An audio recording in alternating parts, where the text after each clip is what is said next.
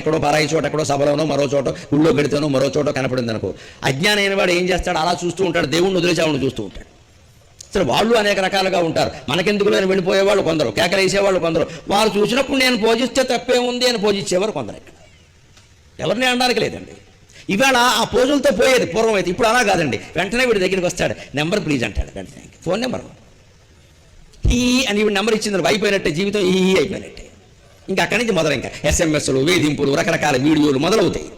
ఈ ఆలోచన ఇక్కడే వదిలేస్తే, ఇప్పుడు ఇంతమంది అందమైన వాళ్ళు నా ఎదురుగా ఉన్నారండి, రకరకాల మనుషులు ఉన్నారండి, నేను మొత్తం శివస్వరూపంగా భావించకుండా ఎవరికేసైనా కళ్ళల్లో కళ్ళు పెట్టి చూస్తే నా భార్యకు అన్యాయం చేసినట్టే కదా, అనుమానం ఏదైనా ఉందా?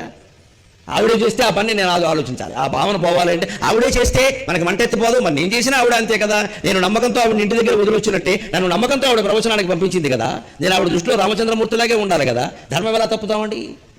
భార్యతో సాటి వస్తారా? ఎంత రంభైనా ఊర్వశైనా.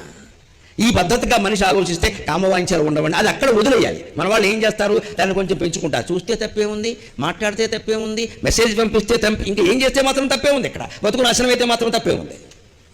ఆ మొదటి దశలోనే దాన్ని వదిలేయాలి. ఆ రావి గింజలు పడినప్పుడే కనుక ఆ గింజలు అక్కడ పడకుండా జాగ్రత్త పడితే ఇంత జరగదు కదా. కానీ చిన్న రావి గింజ ఆ బీటలో పడి గోడలోంచి మొక్క వచ్చి గోడ చీల్చేసింది. గుడి గోడ ఇంత లావుగా ఉంది, అది కూడా చీలిపోయింది. ఒక చిన్న మొక్కకి అంత శక్తి ఎక్కడ వచ్చిందంటే కామ బీజం అటువంటి, అది మొత్తం సంసారాన్ని నాశనం చేస్తుంది.